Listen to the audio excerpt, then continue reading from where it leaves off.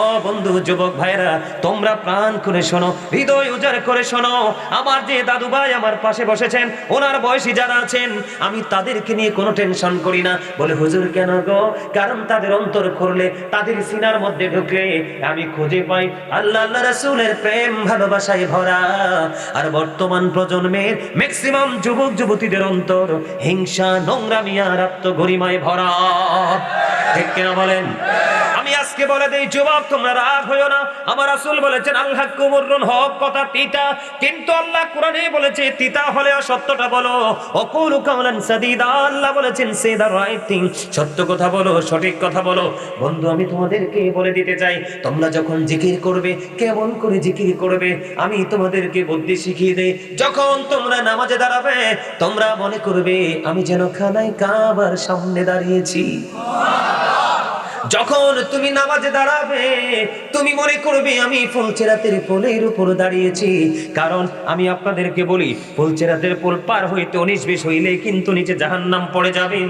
ঠিক তেমনি ভাবে নামাজ নামক জিকির এত সতর্কতার সাথে করতে হবে, উদাসীনতা অবলম্বন করা যাবে না। সত্যিকারের নামাজীর জন্য আল্লাহ নিয়ামত বরাদ্দ করেছেন, উদাসীন নামাজীদের জন্য কোনো নিয়ামত নাই। এই কারণে অন্য যত হক আছে আদায় করতে পারে না নামাজ পড়ার পরেও। আরো জোরে বলেন না, আছে না নাই? আপনি মনে করবেন ফুলচেরাতের পোলের উপর আপনি দাঁড়িয়েছেন, আর আপনি মনে করবেন এই নামাজ আপনার জীবনের শেষ নামাজ।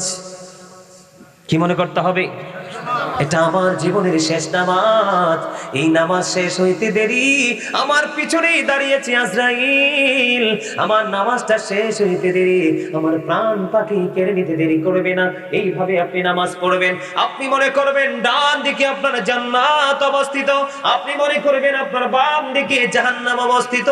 আপনাকে মনে করতে হবে আমি যে জিকির করছি, আমি যদি আমার মাজার জিকির করছি, আমি যদি আমার মালিককে নাও দেখি কিন্তু আমার মালিক আমাকে ঠিকই দেখে। এই চিন্তা নিয়ে, এই ভয় নিয়ে, এই তাকওয়া নিয়ে যখন আপনি জিকির করবেন দেহের হক আদায় হবে। কিসের হক? আমি আপনাদেরকে বলি হকটা শেষ করে নেই ছোট্ট করে বন্ধু। আমি আপনাদেরকে বলে দেই ফরজ ওয়াজিব আমল ছাড়াও আপনার আমার জীবনে একটা নামাজ আছে। আমি আপনাদেরকে বলে দেই ফজরের নামাজের পরে আপনি বসে বসে অপেক্ষা করবেন, জিকির করবেন, কোরআন তেলাওয়াত করবেন। কোরআন তেলাওয়াত করার পরে আপনি সূর্য যখন পশ্চিম আকাশে উঠবে, যুবক বন্ধুরা, বাবারা সবাই খেয়াল করে শোনেন। ও সিঙ্গুড়িয়ার আমার ভাই, আমার বাবা, আমি আমার মা বোনদেরকে ডেকে ডেকে বলছি গো, হৃদয়ের জানালা খুলে তোমরা সবাই শোনো। অত্যন্ত প্রেমময় আমি হক আদায় করার কথা বলছি। আগে আমার বডির হক, পরে অন্যের। ঠিক কিনা বলেন? আপনি সূর্য যখন পশ্চিম আকাশে উঠে যাবে ঠিক সঙ্গে সঙ্গে আপনি ইশরাকের নামাজ পড়ে নেবেন। জানেন এই নামাজের খবর? আল্লাহ রাসূল বলেছেন ওই নামাজটা যদি তুমি পড়তে পারো তাহলে তোমার কি হবে? আল্লাহ রাসূল বলেছেন পরিপূর্ণ তোমার আমলনামায় একটা উমরা এবং একটা বড় হজের সওয়াব দেওয়া হবে। এই ইশরাকের নামাজটা শেষ হওয়ার পরে পরে সূর্য পশ্চিম আকাশে হেলার আগ পর্যন্ত আরেকটা নামাজ আছে, এটাকে দোহার নামাজ, আবার অনেক ক্ষেত্রে এটাকে সাস্তের নামাজও বলা হয়। শুনছেননি আপনারা? নাম পড়েননি আপনারা? দোহার নামাজও বলা হয়, সাস্তের নামাজও বলা হয়। ওই নামাজটা কত গুরুত্বপূর্ণ খেয়াল করেন। আল্লাহ রাসূল সরকারে মদিনা তিনি বলে দিয়েছেন তোমাদের বডির মধ্যে 360টা জোড়া আছে, 360টা পার্টস আছে, 360টা জয়েন্ট আছে তোমাদের এই দেহে। এই দেহের এই যে পার্টস গুলোর হক তো তোমাদেরকে আদায় করতে হবে। ইয়া রাসূলুল্লাহ, ইয়া হাবিবাল্লাহ, হকটা কেমন করে আদায় করব? আপনার আমার প্রাণের রাসূল তিনি বলে দিয়েছেন তোমার মসজিদের মধ্যে যদি কোনো নাফাকি থাকে, কি থাকে খেয়াল করেন, মসজিদের মধ্যে যদি কোনো নাফাকি থাকে এটা তুমি উঠাইয়া ফেলে দাও। রাস্তার মধ্যে যদি কোনো কষ্টদায়ক বস্তু থাকে তাহলে তুমি এটাও সরিয়ে নাও। এবার আপনি মনে মনে চিন্তা করবেন যে আমার কাছে তো ওই দুইটার একটাও নাই, তাহলে কি করব? আল্লাহর হাবিব সরকারে মদিনা তিনি বলেছে দুহার নামাজটা তুমি পড়ে নাও। 2 রাকাত থেকে 12 রাকাত পর্যন্ত পড়া যায় 2 রাকাত করে করে, তাহলে তোমার এই দেহের 360টা পার্টসের হক আদায় হয়ে যাবে। জোরে জোরে বলুন না সুবহানাল্লাহ। আমরা সেইভাবে আমল করিনি, কথা বলেন না কেন? আরো জোরে করি। বিশেষ করে সাইয়্যিদুল আইয়াম শ্রেষ্ঠ দিন হলো জুমার দিন। কিসের দিন? আল্লাহ রাসূল বলেছেন আল জুমআতু ইলাল জুমআ ওয়া রমাদানু ইলা রমাদান মুকাফিরাতুল লিমা বাইনাহুন্না ইজাতুনিবাতিল কাবাইর। আল্লাহ রাসূল বলেছেন সালাতুল খামস, পাঁচ ওয়াক্ত নামাজ, ওয়াল জুমআতু ইলাল জুমআ, এক জুমা থেকে আরেক জুমা, ওয়া রমাদানু ইলা রমাদান, এক রমজান থেকে আরেক রমজানের মাঝখানে যে গ্যাপ আছে, যদি তুমি কবিরা গুনাহ থেকে বেঁচে থাকতে পারো তাহলে এই মাঝখানের গ্যাপের সবগুলো গুনার জন্য বন্ধু উসিলা হয়ে যাবে দুই দিকের আমল। বুঝতে পারছেন? হ্যাঁ, তাহলে আমরা কি সেইভাবে নামাজ পড়ি? এই দিক তাকান, জুম্মার দিনে যে ব্যক্তি সবার আগে মসজিদে যাবে এবং সবার পরে বের হবে, আল্লাহ রাসূল বলেছেন সে মসজিদ থেকে বের হইয়া তার বাড়ি যাইতে যতগুলো কদম লাগবে, কতগুলো? 20টা লাগুক, 50টা লাগুক, 100টা লাগুক, 200টা লাগুক, যতগুলো কদম লাগবে প্রত্যেকটা কদমের বিনিময়ে আমরা কাইক বলি, বাংলা ভাষায় কি বলি? আপনাদের এখানে কি বলেন? কাইকে তো বলেন। একটা কাইক দাও, 2টা কাইক দাও, এরকম বলি না আমরা?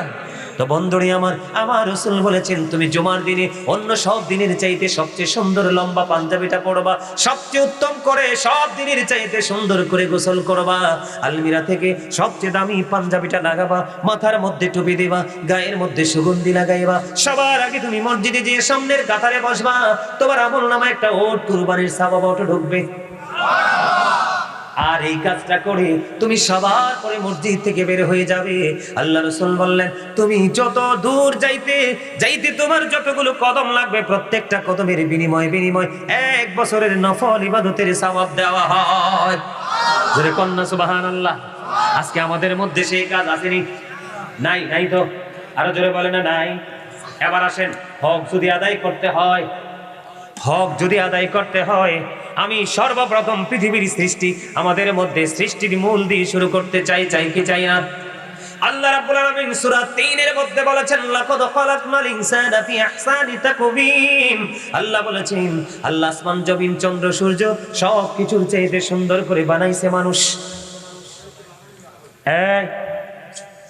এই তোমরা কি কথা বলো না? বেগুন ভিতরে চলে না, তারা যদি ভালো লাগে দাঁড়িয়ে থাকতে থাকো, কিন্তু আমাকে ডিস্টার্ব করো না ভাই প্লিজ। কারণ হচ্ছে এই বাগানটা চাইলেও আগামীকালকে আর হবে না। এমনও হতে পারে আগামী বছর এই প্রোগ্রামটা আসার আগেই সিঙ্গুরিয়া থেকে অনেকেই চলে যেতে পারে কি পারে না? আর জোরে, আমাদের থিঙ্কিংটা হয়তো ওই রকম। এটা কোনো শুটিং স্পট না, এখানে বেয়াদবি করা যায় না। এখানে আসে মানুষ গুনাহ নিয়ে, যায় নিষ্পাপ হয়ে। এই প্রত্যাশা, এই নিয়তে বিশ্বাস আমাদের রাখতে হবে। কারণ আল্লাহ রাসূল বলেছেন ইন্নামাল আমালু বিন্নিয়াত। মানুষের সবকিছু ডিপেন্ডেন্ট করে কোথায়? ইমানের উপরে। কোথায়? কথা বলেন না কেন? বিশ্বাসের উপরে, তাই না?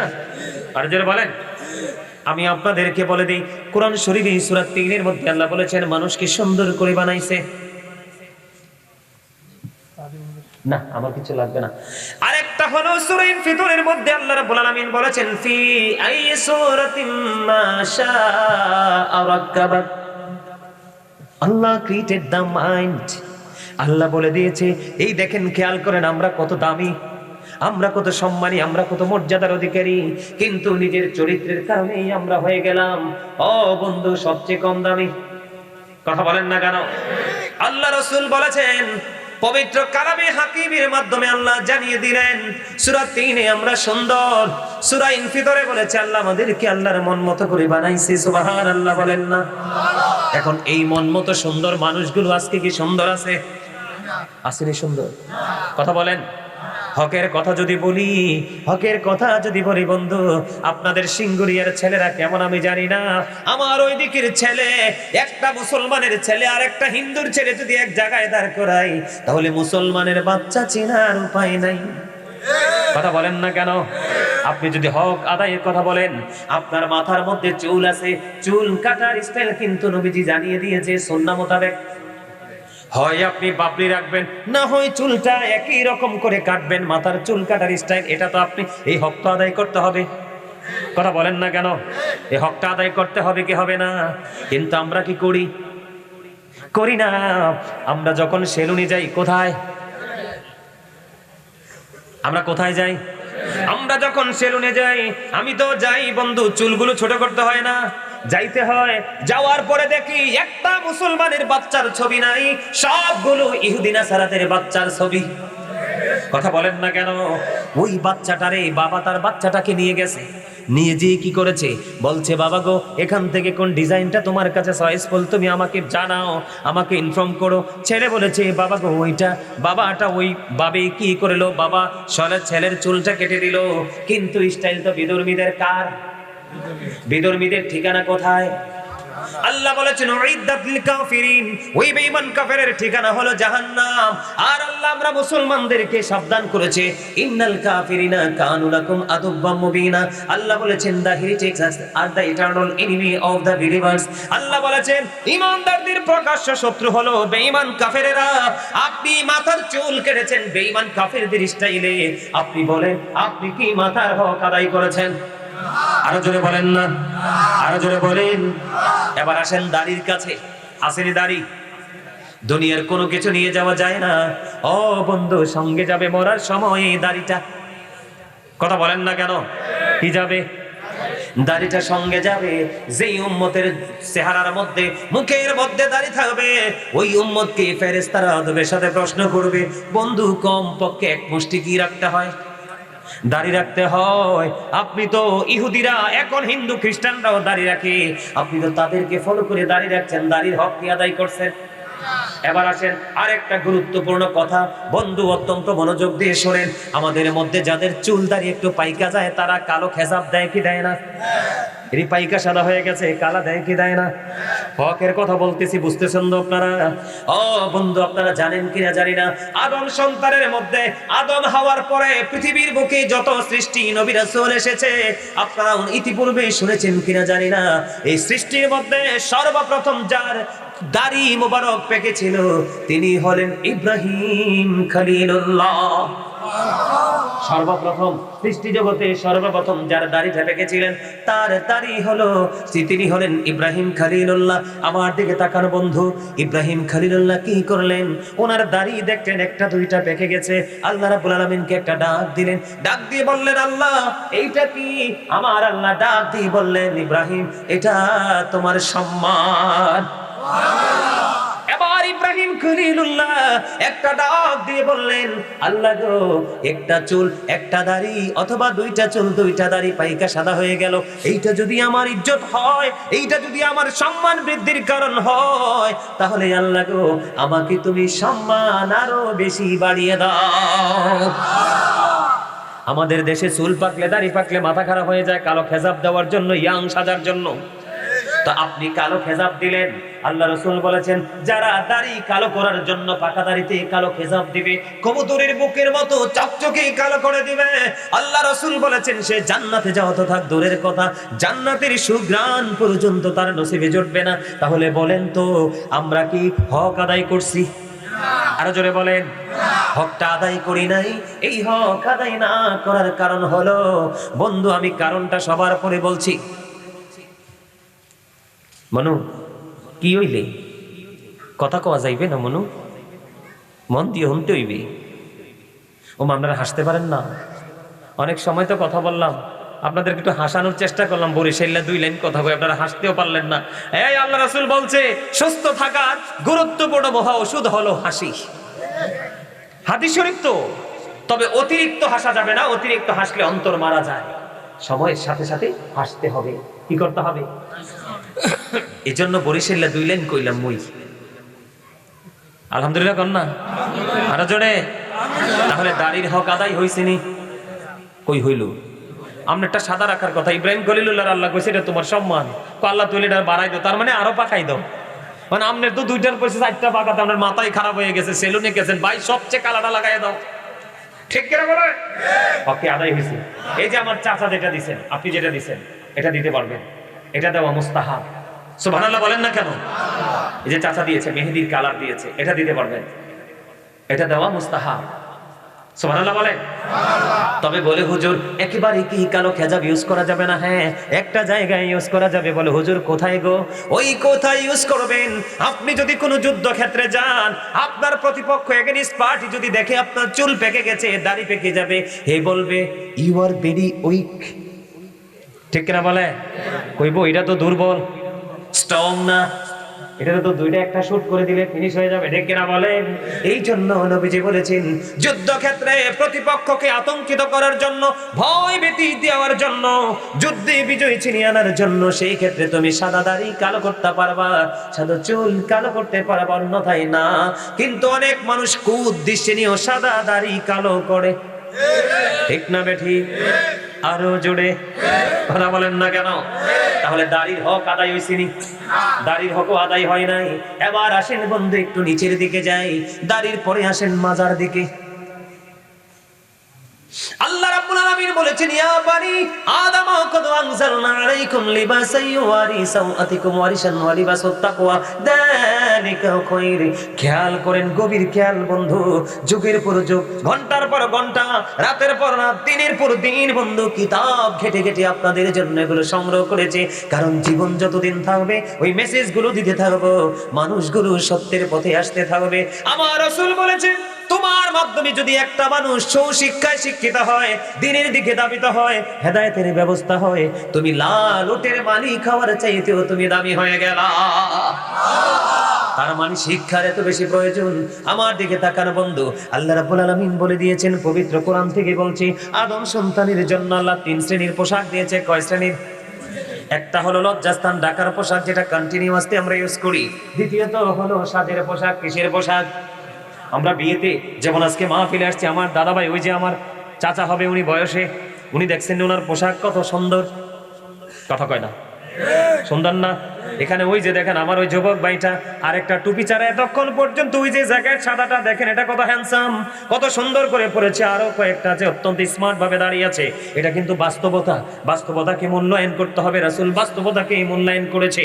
কেন বললাম? এই যে তারা কি সুন্দর অতিরিক্ত সাজের পোশাক পরছে কিনা? আপনারা পড়ছেন কিনা? দুইটা পোশাক আল্লাহ রাব্বুল আলামিন বলেছেন, আর একটা পোশাক আছে তোমাদের জন্য, সেটা হলো তাকওয়ার পোশাক।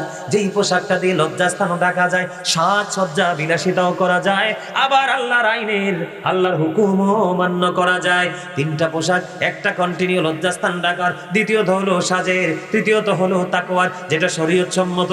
আল্লাহ রাব্বুল আলামিন বললেন, আমার কাছে সবচেয়ে উত্তম হলো তাকওয়ার পোশাক। জোরে জোরে কন্যা সুবহানাল্লাহ। এখন আমি আপনাদেরকে বলে দিই তাকওয়ার পোশাকটা কেমন। বন্ধুরে আমার, হক নিয়ে আদায় করছি, আপনার পোশাকের হক আদায় করতে হবে। কেমন করে?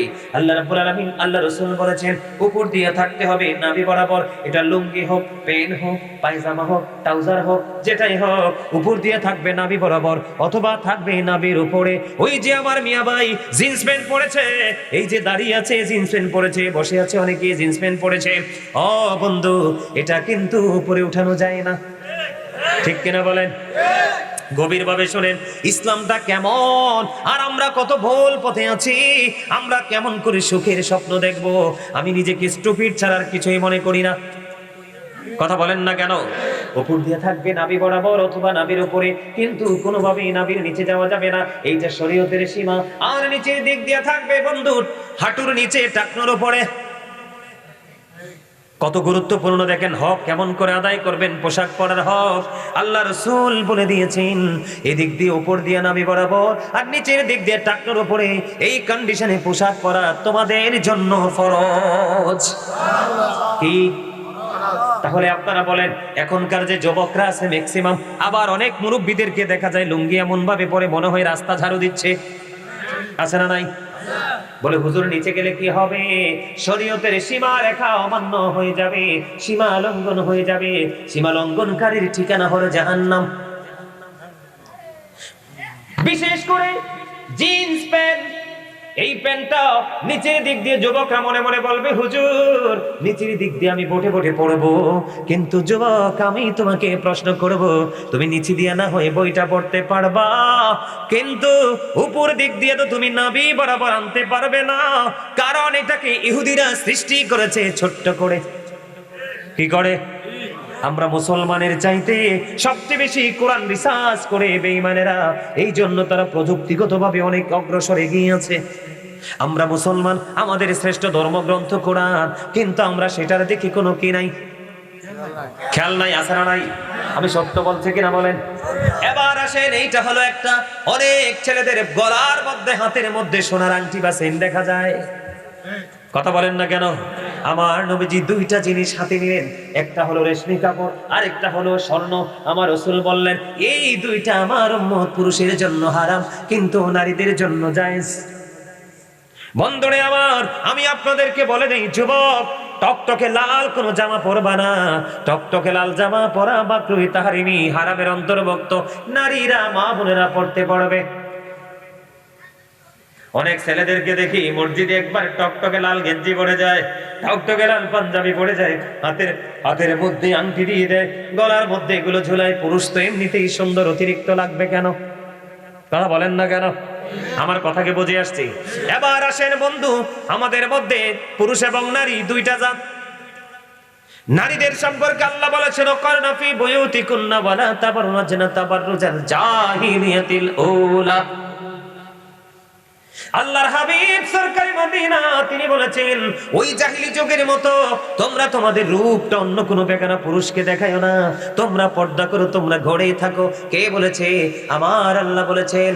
বন্ধুরে আমার, নারীদেরকে কিভাবে পোশাকের হক আদায় করতে হবে, নারীদের মাথা পর্যন্ত, মাথা থেকে পা পর্যন্ত ঢেকে রাখতে হবে। পায়ের হাতের তালুটা, পায়ের তালুটা বিশেষ কারণে মুখমণ্ডল দেখাতে পারবে, অন্য কিছু দেখাতে পারবে না, তাহলে এটা হয়ে যাবে হারাম। রাসূল বলেছেন কোন নারী যেন পাতলা পোশাক না পরে। যেই নারী পাতলা পোশাক পরে, পোশাক পরার পরে তার অঙ্গ দেখা যায়, সেই নারীটা হলো উলঙ্গিনী, ল্যাংটা। জোরে কন্যা নাউজুবিল্লাহ, আর জোরে বলেন না নাউজুবিল্লাহ। তাহলে আমাদেরকে দুইটা দিকে সচেতন থাকতে হবে। আমি এই দিক নিয়ে আর কথা বলবো না, এবার আমি আপনাদেরকে কথা বলবো সামাজিক হক নিয়ে। বলবো নি? কথা বলেন না কেন? শিক্ষিত মূর্খ, ধনী গরিব, লম্বা খাটো, ছোট বড়, সব শ্রেণীর মানুষ মিলিয়ে একটা সমাজ হয়, ঠিক কিনা বলেন? একটা পাড়া হয়, হয় কি হয় না? আপনি সমাজে চলতে গেলে আপনাকে কিছু হক আদায় করতে হবে। সর্বপ্রথম আপনার সমাজের মধ্যে বন্ধু আপনি সালামের প্রচলন বাড়াই দিতে হবে। আল্লাহর কাছে সবচেয়ে পছন্দের মধ্যে একটা পছন্দের কাজ হলো পরিচিত হোক অপরিচিত হোক মুসলমানকে দেখলে সালাম দিতে হবে। এইটা তোমার হক আদায় করতে হবে। ওমা ঠিকঠাক আসতে বলে আর জোরে বিশ্বাস করেন, ওই দিক থেকে অনেক কষ্ট নিয়ে আসছি মনটা, কিন্তু আপনাদের এখানে এসে যখন দুরূদ জিকির করলাম, আপনাদের আওয়াজ শুনে সত্যি মনটা শান্ত হয়ে গেছে। আর জোরে বলেন না আলহামদুলিল্লাহ। এও অত্যন্ত গুরুত্বপূর্ণ আলোচনা। আমি কিন্তু বিষয় ছাড়া আলোচনা করি না। এই আলোচনা কিন্তু প্রতিদিন করা সম্ভব হয় না। আমার আবার একটা ধর্ম কি, আজকে যে আলোচনা করছি এই বিষয় নিয়ে আগামীকালকে আলোচনা করব না, তারপরের দিন আরেকটা বিষয় নিয়ে করব, তারপরের দিন আরেকটা বিষয় নিয়ে করব, তবে টপিকস আকারে করব। কেউ যদি 4টা বিষয় দেয় 4টা বিষয়ের উপরে আলোচনা করব, সময় কমিয়ে আনবো, গুরুত্বপূর্ণ বিষয়গুলো আপনাদের সামনে তুলে ধরবো। আমার কথা কি আপনাদের কাছে ভালো লাগে? সবার কাছে এই ওয়াজটা যেন হয় আপনাদের চিরজীবনের পথ চলার সঙ্গী। আল্লাহ কবুল করেন। সকলে বলেন আমিন, বলেন আমিন। বন্ধু, সামাজিক ভাবে পথ চলতে হলে প্রথমত সালামের প্রচলন বাড়িয়ে দিতে হবে। আপনার সমাজের মধ্যে কেউ যদি অসুস্থ থাকে, আপনি তার সেবা করার চেষ্টা করতে হবে। বলে ছোট্ট করে আরেকটা হাদিস এটার সাথে যোগ করে দিই। আমার রাসূল বলে দিয়েছেন, কেউ যখন কোনো অসুস্থ মানুষকে দেখতে যাবে, দেখতে যাওয়ার পরে যতক্ষণ না পর্যন্ত সে ফিরে তার গন্তব্যে তার বাড়িতে না আসবে, ততক্ষণ পর্যন্ত সে যেন জান্নাতি ফল সংগ্রহ করতে থাকলো। সুবহানাল্লাহ বলেন না? এরপরে আসেন, কেউ যদি মৃত্যুবরণ করে তারা জানাজায় শরীক হতে হবে। কেউ যদি ডাক দেয় বন্ধু, তার ডাকে সাড়া দিতে হবে।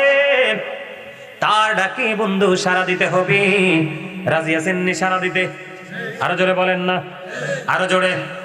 সামাজিক হক কেমনে আদায় করবেন? আপনি ধনী মানুষ, কি মানুষ? আপনি ধনী মানুষ, আপনার চারপাশে আছে গরিব মানুষ। আল্লাহ রাসূল বলছেন, হক আদায়ের কথা বলছি বন্ধু। আল্লাহ রাসূল বলে দিয়েছেন, তুমি যখন তরকারি রান্না করো, তরকারিতে ঝোল একটু বাড়িয়ে দাও, কারণ তোমার পাশের গরিবকে যেন তুমি একটু দিতে পারো। সুবহানাল্লাহ বলেন না, আরো জোরে বলেন। কি তরকারিতে আমরা ঝোল বাড়াইয়ে দেইনিও? আরে গরিব বেদে মুথার দূরে, ফ্রিজ একটার জায়গায় 2টা তরকারি থাকলে ফ্রিজে। কথা বলেন না কেন? তাহলে আমরা মুসলমানিত্ব আসেনি? এবার আসেন, আল্লাহ রাসূল বললেন এবারে মেয়ের দিকে তাকান, হক আদায় করার ক্ষেত্রে মা আয়েশা সিদ্দিকা রাদিয়াল্লাহু তাআলা আনহা আমার রাসূলকে প্রশ্ন করলেন, ইয়া রাসূলুল্লাহ, আমি কিছু দান করব, কিছু দিব, আমি কাকে আগে দিব? আল্লাহ রাসূল বললেন, ও আয়েশা, যে তোমার সবচেয়ে কাছের প্রতিবেশী তুমি তাকে আগে দাও। আমরা দেই না যে তা না, তবে দেই যে একটা প্রেম প্রীতির মাধ্যমে দেই, আমার আত্মীয় যেখানে আছে সেখানে পাঠাই, কিন্তু পাশের মানুষকে দেই না। আমি সঠিক হক আদায় করি নাই, ঠিক কিনা বলা? বন্ধুরে আমার, এবার আসেন, আমাদের এলাকার মধ্যে দুই একটা বাড়ি থাকে না, অনেক ধনী মানুষের বাড়ি, কথা কন না, আছে না নাই? হকটা কেমন করে আদায় করবেন আল্লাহ রাসূল আমাদেরকে বাঁচানোর জন্য কেমন করে শিক্ষা দিয়েছে দেখেন। আমার নবীজি বললেন, তোমার বাড়িটা ধরেন এক্সাম্পল, আপনার বাড়িটা হলো 5 গন্ডা। আপনারা কি বলেন, গন্ডা বলেননি? আমরা বলি গন্ডা। ধরেন 5 গন্ডা, কয় গন্ডা? 5 গন্ডা, কয় গন্ডা? পাশে একজন গরিব মানুষ আছে অথবা 2 জন আছে, তাদের জায়গা হলো ধরেন আধা গন্ডা বা 1 গন্ডা। আপনার বাড়ির সাথে ওই যে আধা ঘন্টা 1 ঘন্টা জায়গার মধ্যে 2টা পরিবার বসবাস করে। কয়টা পরিবার? 2টা পরিবার বসবাস করে। আল্লাহ রাসূল সরকারে মদিনা তিনি বললেন, তুমি তো পাশেই বড় অট্টালিকা তৈরি করবে, তুমি কি করো, এই ঘর বানানোর আগে তোমার পাশে যে গরিব মানুষ, তুমি তার সাথে গিয়ে একটু পরামর্শ করো। কি করো? বলে, কেন পরামর্শ? আমি এখানে অনেক বড় একটা অবকাঠামো নির্মাণ করব, কিন্তু আমি যে বানাবো, আমার এই বাড়ি বানালে তোমার কোনো অসুবিধা হবে কিনা? আমার নবীজি বললেন, যদি ওই সেই লোকটা আপত্তি করে, তুমি তোমার প্ল্যান ডিজাইনটা তুমি চেঞ্জ করে ফেলো। চুরি চুরি বন্যা, সুবহানাল্লাহ। বলে, হুজুর কেন? কারণ তুমি সুন্দর টেকসই বাড়ি বানালে তোমার সুবিধাটা যেমন একটা টেকসই ভাবে চিরস্থায়ী হয়ে যাবে, যদি তোমার বাড়ির কারণে তোমার পাশের মানুষ ক্ষতিগ্রস্ত হয়, তাহলে তার ক্ষতিটাও চিরদিনের হয়ে যাবে। সুবহানাল্লাহ বলেন না কেন? আমরা কি এই চর্চা নিয়ে আসিনি? এই চর্চার মধ্যে নাই। এই চর্চা না থাকার কারণে আজকে আমরা ধ্বংসস্তূপে পরিণত হয়ে গেছি বন্ধু। এবার আসেন, আমাদের সমাজের মধ্যে জায়গা জমি দখল করে কি করে না? আরো জোরে বলেন। আমি ভয়ঙ্করতাটা বলতে চাই, হক কেমন করে আদায় করবেন। আল্লাহর হাবিব সরকারে মদিনা তিনি বন্ধু বলে দিয়েছেন, কেউ যদি কারো কাছ থেকে 1 বিঘা পরিমাণ যদি জোর করে দখল করে, কয় বিঘা? 1 বিঘা পরিমাণ জায়গা যদি জোর করে দখল করে, আমার রাসূল বললেন, তাকে কাল কিয়ামতের দিন এরকম পৃথিবী, আমরা একটা পৃথিবীতে আছি কিনা বলেন, এইরকম 7টা পৃথিবী তার গলার মধ্যে বালা বানাইয়া জড়িয়ে দেওয়া হবে, কষ্ট করতে থাকবে। আমার দিকে তাকান, জাস্ট এক্সাম্পল। এই যে দেখেন, এটা কি? আরো জোরে বলেন। এই যে এই হাতে একটা নিলাম, আমার কাছে আর কোনো রাস্তা নাই, এই আরেকটা নিলাম, 2 হাতে 2টা নিলাম, আমি হাঁটতে থাকলাম, এখানে আধা লিটার, এখানে আধা লিটার, 1 লিটার হাঁটতে হাঁটতে আমি কয়েক কিলোমিটার যাওয়ার পরে এটার ওজন হয়ে যাবে 2 লিটার করে, কারণ হাঁটতে হাঁটতে আমি ক্লান্ত হয়ে যাব, ঠিক কিনা বলেন? এখন আমি আপনাদেরকে এক্সাম্পল দিই, আমার হাতের আর শক্তি নাই, আমি ফেলে দিলাম, ঠিক কিনা বলেন? কিন্তু আপনি যে অন্যায় করেছেন, অপরাধ করেছেন, প্রতিবেশীর জায়গা আপনি দখল করেছেন, অন্যের হক আপনি লুট করে নিয়ে গেছেন, আপনার পরিণতি হবে অত্যন্ত ভয়ঙ্কর। আল্লাহ রাসূল বলেছেন, তোমার এমন অবস্থা হবে 7টা পৃথিবী তোমাকে গলায় ঝুলিয়ে দেওয়া হবে, কিন্তু এগুলো তোমাকে বহন করে কন্টিনিউ যুগের পর যুগ তোমাকে চলতে হবে, শত শত হাজার হাজার বছর পার হয়ে যাবে, কিন্তু তুমি বাঁচার কোনো রাস্তা পাবে না। আল্লাহ বলেছেন, লা ইয়ামুতু, people will not die that day, সেদিন মানুষগুলো মরতে পারবে না। আল্লাহ বলেছেন, ফিহা ওয়ালা ইয়াহইয়া, সেদিন মানুষগুলো বাঁচতে পারবে না। আল্লাহ বলেছেন, ওয়া হুমান হাবি গায়বিন, সেদিন মানুষগুলো সেখান থেকে পালাইতেও পারবে না। নাউজুবিল্লাহ বলেন না? আরো জোরে বলেন না, নাউজুবিল্লাহ। বুঝতে পারছেন নি? এখানে আপনি ফালাই দিতে পারবেন, ভেঙ্গে ফেলতে পারবেন, কোন সঙ্গীর হাতে দিতে পারবেন, কারণ আপনি ওখানে আর ওই রকম কোন সুযোগ নাই, আছে না নাই? আল্লাহ রাসূল বলেছেন, মানুষ যখন বিপদে পড়বে তোমরা তাদেরকে টাকা হাওলাত দাও। কি দাও? এখন কি টাকা হাওলাত দেননি? এই আমার দিকে তাকান, আপনি ধরেন একজনের কাছে টাকা হাওলাত চাইছেন, পুরুষ লোক দোকানে বসে রয়েছে, চা খাইতেছে, ভাই কিছু টাকা দাও না, বিপদে পড়ছি। বলবে, ভাই রে ভাই, আমার কাছে হারামও নাই। কয় কি কয় না? কয়নি? আচ্ছা, হিয়া কমও আনে, কথা বলেন। কয় না নাই? নাই। কিন্তু আপনি একটু পরে দু একজন নিয়ে একটু সুপারিশ করেওয়ালা নিয়ে গেলেন, নিয়ে গিয়ে বললেন ভাই সে তো সত্যি বিপদে পড়েছে, আপনাকে মাস শেষে কিছু মুনাফা দিব, ব্যবস্থা করে দেন। দেখবেন এবার বলবে আমার কাছে টাকা নাই, তোর ভাবির কাছে কিছু টাকা আছে, তার ছোট ভাই টাকা পাঠায় তার কাছে, হুদ্দা কাঁচা মিশা কথা, ঠিক কিনা বলেন?